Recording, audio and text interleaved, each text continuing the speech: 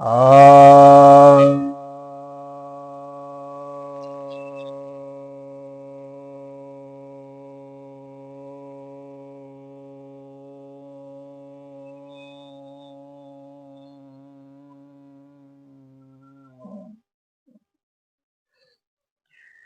सभी भक्तजनों को सप्रेम नमन।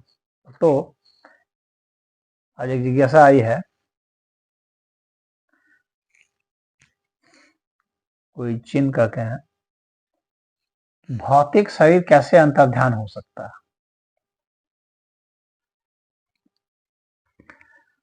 अगर इसकी रिवर्स इंजीनियरिंग करेंगे तो पाएंगे कि वाले भौतिक शरीर बनता कैसे है। ये बताया गया है कि ये हम लोग के जो शरीर पंचभूत का है, तो इसमें ठोस रूप जो है वो कौन सा है? तो जल का है, पृथ्वी का है और अग्नि का है। ये तीन जो है ये ठोस रूप है। बाकी वायु और आकाश ये अंतर्धान रूप है। यानी वायु को हम लोग देखते नहीं है, अंतर्धान को हम लोग इसी तरह समझ सकते हैं कि अगर कोई वायु तत्व में चला गया तो हमें नहीं दिखेगा, और अगर वह सूक्ष्म अग्नि में भी चला गया तो हमें नहीं दिखेगा। यानी जब तक उसमें प्रकाश न रह जाए,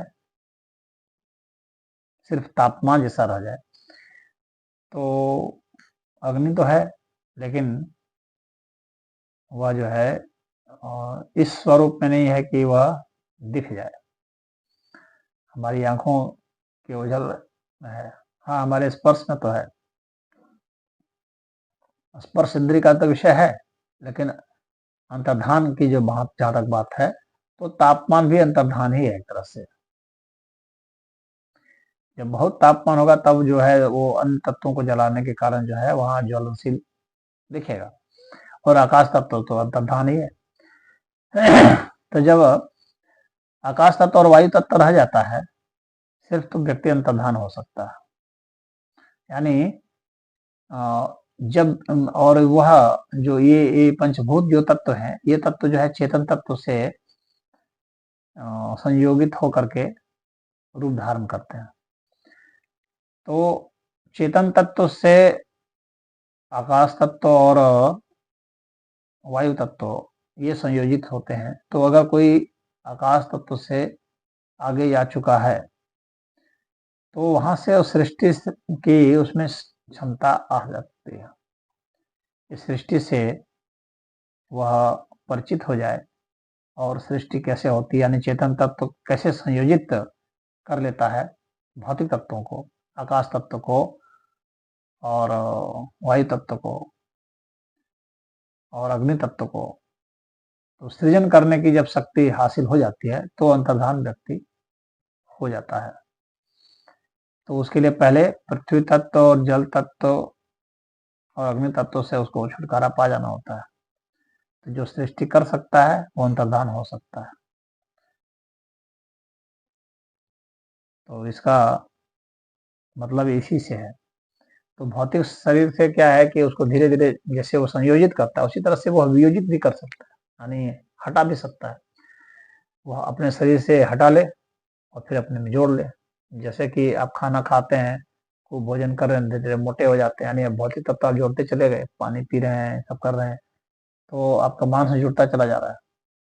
और उसी तरह से अगर आप खाना कम कर देते हैं तो मांस घटने लगता है, आप पतले दुबले होने लगते हैं, कृशकाय होने लगते हैं। अब ये प्रश्न यह उठता है यहाँ पर कि हमारा शरीर जो है कि प्राण न निकले और ये सब बचे रहे, या प्राण निकले भी तो प्राण हमारे नियंत्रण में हो, कि हम फिर प्राण से जो है इन तत्वों को सृजित कर लें। वायु तत्व, जल तत्व, आकाश तत्व, अग्नि तत्व, पृथ्वी तत्व को सृजित कर लें प्राण तत्व से। तो ये चीजें हैं कि प्राण रखते हुए इन सबको हटा दिया जाए, या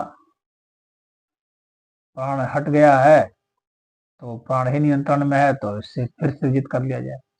यानी इनसे विच्छेद करना, तत्वों से विच्छेद करना, फिर तत्वों को संयोजित करना, संयोजित और वियोजित दोनों करने की शक्ति जब हासिल हो जाती है, तब व्यक्ति अंतर्धान हो सकता है, प्रकट हो सकता है। तो प्रकट हो गया, फिर अंतर्धान हो गया। प्रकट हो गया यानी अणु परमाणुओं को उसमें जोड़ने की शक्ति आ गई, तो प्रकट हो गया। अणु परमाणुओं को इस वायुमंडल में विसर्जित करने की शक्ति आ गई, तो अंतर्धान हो गया। तो इस तरह से प्रकट और अंतर्धान का जो है ये सिलसिला वो चल सकता है।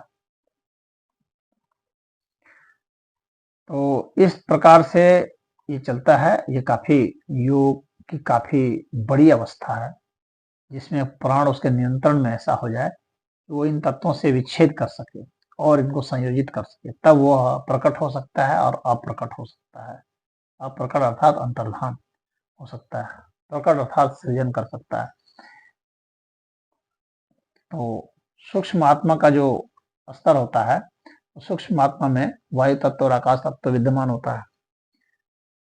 तो इसीलिए मरने के बाद जो है सूक्ष्म तत्व मालूम नहीं पड़ता है, तो वह एक तरह से अंतर्धान हो गया।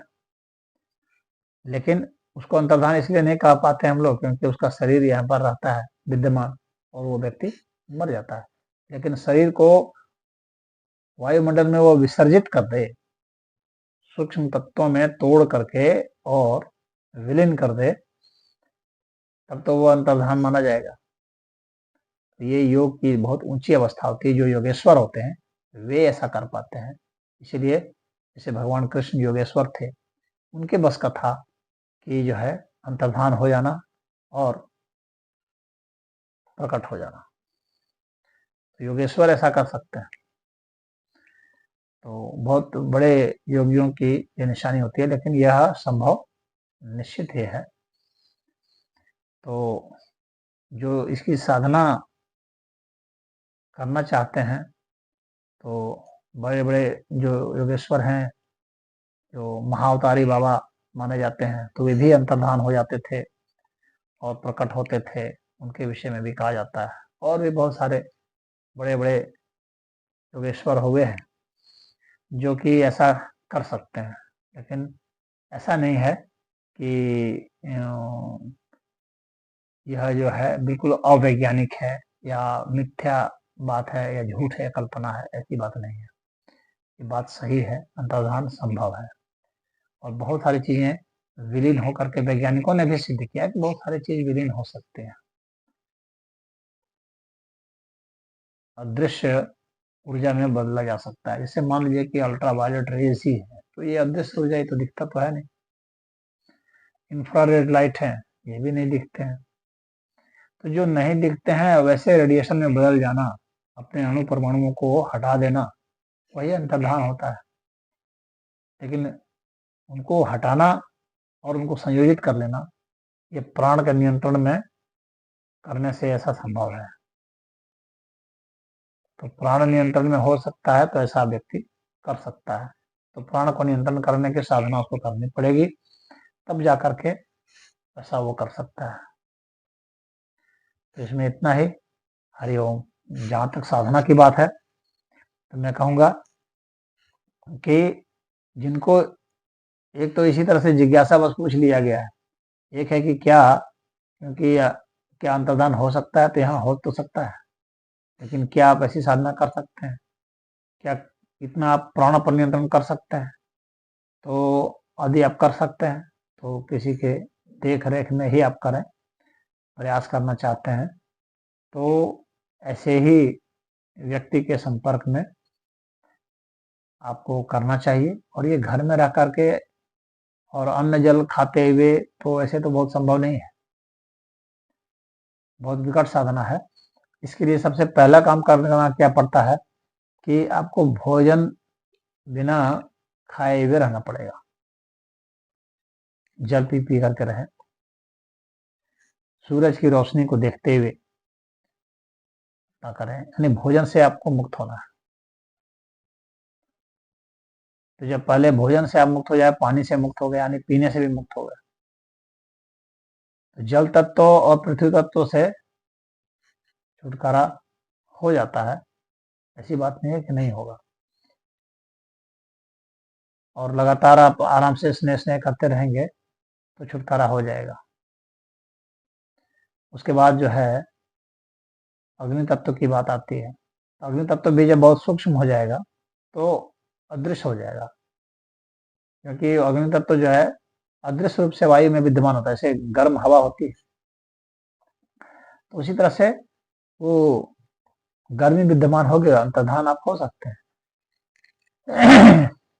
और उसी को हम बढ़ा करके, अग्नि को ही बढ़ा करके फिर हम संयोजित भी कर सकते हैं। तो जटिल तो है यह, लेकिन पहले इस तरह से छोटे छोटे छोटे प्राणों तक पहुंचा जाता है। प्राण शक्ति तक अगर पहुंच गए, क्योंकि प्राण शक्ति सारा तो इन सभी को नियंत्रित करती है, प्राण शक्ति। तो प्राण शक्ति तक अगर पहुंच गए तो आप सफल हो सकते हैं करने में। लेकिन कोई एक दिन की 2 दिन की साधना है, तो बरसों बरसों की साधना है। कई सारे साधुओं के विषय में आता है कि वो बिना अन्न पानी के रहे, बहुत समय तक रहे, लेकिन क्या है कि फिर वे सिद्धि अपना दिखलाना शुरू कर दिए, फिर पतन हो जाता है, फिर प्राण तक नहीं पहुंच पाते हैं, फिर यही लोगों को दिखाने में लग जाता है। लेकिन जिसको अंतर्धान की स्थिति तक जाना है तो उसको कोई सिद्धि विद्धि कुछ दिखाने नहीं है। वो अपना धीरे धीरे अन्न घटाते जाएंगे, सौर ऊर्जा और सूरज को देखेंगे तो बस सवेरे शाम ही देखेंगे, क्योंकि ज्यादा देर तक अगर आप देखें, जब बाद में देखें जब सूरज ऊपर चढ़ चुका है तो आंखें खराब हो सकती हैं। इसलिए त्राटक भी जो किया जाता है तो अंदरूनी त्राटक करेंगे, सूरज से रोशनी लेंगे, ऊर्जा लेंगे तो प्रातः काल ही लेंगे, अन्यथा आंखों के खराब होने का भय रहता है, मस्तिष्क के भी खराब होने का भय रहता है, क्योंकि एकाएक शरीर जो है उतना तुरंत चेंज बर्दाश्त नहीं करेगा। तो स्लो स्लो चेंज करेंगे तो शरीर में डेवलपमेंट होता रहता है और हमें जो है सूक्ष्मता का अनुभूति होती रहती है। तो धीरे धीरे ही इसको बदला जाता है, काफी लंबे पीरियड में 30 बरस 40 बरस तक अगर कोई धीरे धीरे धीरे बदलता रहेगा तो वो उस स्थिति तक पा सकता है। मुझे उम्मीद है कि इंडिकेशन जो है संकेत के अर्थ में तो समझ गए होंगे, और जिनको प्रयोग करना है वो थोड़ा थोड़ा से प्रयोग करें। और ऐसा नहीं है कि फिर खाना छोड़ दिए बाद में फिर खाना शुरू कर दिए, तो फिर ऐसा नहीं होना चाहिए। वो आपको छोड़ देना है कि सदैव के लिए छोड़ देना है एक तरफ से, क्योंकि अब खाना घटाते जाना है, आप सदैव के लिए छोड़ना पड़ेगा तो खाने का स्वाद जो है वो खत्म हो जाएगा, स्वाद इंद्रिय भी जो है समाप्त हो जाती है, क्योंकि भोजन और जल से ही स्वाद आना है। तो वो रस नहीं रह गया और ठोस आहार नहीं रह गया, तो शरीर सूख करके एकदम सिर्फ हड्डी हड्डी नाम मात्र का रह जाता है। तो उस स्थिति तक जाना है, शरीर का ढांचा उस तरह से हो जाना, फिर धीरे धीरे धीरे वो शरीर भी वो हड्डी भी गलनी शुरू हो जाती है।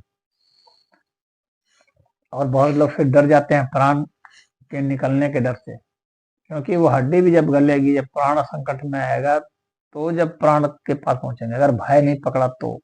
अगर भय पकड़ लिया तो फिर खाने लगेंगे। जैसे कि उदाहरण के लिए महात्मा बुद्ध जो है बहुत ही कम भोजन लेना शुरू कर दिए थे, एक चावल के दाना खा खा करके रह रहे थे, लेकिन एकदम सूख गए थे, लुढ़क जा रहे थे, तो उन्होंने फिर जो है खीर खा लिया और उन्होंने कहा कि मध्यम मार्ग ठीक है। तो जान बचाने की जहां आफत आई, जान बचाने के फेर में जहां दिमाग फंसा, तो फिर आप भोजन ग्रहण करने लगेंगे और फिर जो है भौतिक शरीर ही आपका धारण रह जाएगा। फिर आप उस अंतर्धान होने वाली स्थिति तक नहीं पहुंच पाएंगे, जो वास्तव में प्राणों के पर नियंत्रण करके अंतर्धान किया जाता है, उस स्थिति की बात कर रहा हूँ। और जब अन्य तरीकों से जो अंतर्धान होते हैं तो उसमें जो है वो मैजिक करके, छल करके, उस तरह का अंतर्धान का तो कोई बहुत वैल्यू नहीं है कि सामने में कोई ट्रांस इस तरह का कपड़ा रख दिए जिससे कि जादूगर सब रख देते हैं, या वैज्ञानिकों ने भी ऐसे वस्त्र बनाया है कि आप अंतर्धान हो सकते हैं। तो उस अंतर्धान का मतलब बहुत नहीं है। अंतर्धान का वास्तविक मतलब है कि प्राणों पर आपका इतना नियंत्रण हो जाए कि आप अणु परमाणुओं को संयोजित करके फिर से अपना शरीर बना सकें। तो ऐसे लोग जो हैं एक स्तर तक जो है वो अमर हो जाते हैं एक स्तर तक। पूर्ण अमर तो नहीं, लेकिन एक स्तर तक अमर हो जाते हैं कि वे अपने शरीर को प्रकट कर सकते हैं और जहाँ चाहे वहाँ प्रकट कर देते हैं। तो उनके लिए ये युवावस्था और ये जवानी और ये सब कोई बहुत मायने नहीं रखते हैं, क्योंकि वे अपने शरीर के ढांचे को अपने हिसाब से बना सकते हैं, वो स्थिति तक पहुंच जाते हैं। प्राण शक्ति में ये क्षमता होती है। लेकिन सबसे बड़ी बात है कि किसी प्रकार का व्यक्ति इतना लीन होना चाहिए कि, और फिर मरने का उसका मतलब नहीं है, अगर ये शरीर छूट भी जाती है तो कोई बात नहीं है, वो प्राण को अगर पकड़ लिया, प्राण अगर उसने समझ लिया, तो प्राण के साथ जो है वो फिर जो है अलग अलग शरीर में रहेगा। वो उसके पास तीन तत्व जो प्रेत होते हैं उनके पास तीन तत्व रहते हैं, वायु तत्व, आकाश तत्व और अग्नि तत्व। तो इन तीन तत्वों को उसको उपलब्ध हो गए हैं। अब उसी में से ही वह जन्म करके अंतर्धान की शक्ति आ गई, प्राण को कंट्रोल कर लिया, तो वो जहां चाहे अपने को प्रकट कर लेगा। हालांकि प्रकट वह जो करता है तो अधिकतर जो है बहुत कम देर तक प्रकट कर पाते हैं। सिर्फ योगेश्वर जो है वो जो है बहुत देर तक प्रकट कर सकते हैं, माने वर्षों वर्षों तक अपने को शरीर को रख सकते हैं। अन्यथा थोड़ी देर तक ही वे प्रकट कर सकते हैं, क्योंकि उनको संयोजित करने के लिए बहुत ऊर्जा की आवश्यकता होती है। तो अगर बहुत बड़े स्तर के वे योगी हैं तो ही वो अपने को एक तो प्राण पर नियंत्रण कर पाएंगे, जिससे अपना अंतर्धान कर पाए और फिर से जो है अपने को प्रकट कर पाएंगे, अन्यथा नहीं। और अगर जो भयभीत हो गया तो वो प्राण तक नहीं पहुंच पाएगा। और प्राण को जानना और प्राण को नियंत्रित करना ये दोनों अलग अलग चीज है, इस बात को भी अच्छे से समझ लेना चाहिए। एक जो अगर आपको परमात्मा से मिलना है तो प्राण को जानना ही काफी है, बोध होना ही काफी है। लेकिन अंतर्धान होना है तो बोध होना काफी नहीं है, नियंत्रण होना काफी है। ये अंतर समझ लेना चाहिए। तो प्राण शरीर पर नियंत्रण जब होगा तो ही आप अंतर्धान हो सकते हैं और अपने को प्रकट कर सकते हैं, और बोध होने से नहीं। बोध होने से तो आप ठीक है आगे जा सकते हैं, आप मनस शरीर में भी जा सकते हैं, और उसके ऊपर विज्ञानमय शरीर है वहां भी जा सकते हैं, और आनंदमय शरीर में भी जा सकते हैं। लेकिन नियंत्रण एक अलग चीज होती है, बोध एक अलग चीज है। तो यहाँ पर नियंत्रण की बात होती है, अंतर्धान नियंत्रण का विषय, बोध का विषय नहीं है। तो इसमें इतना ही। हरि ओम।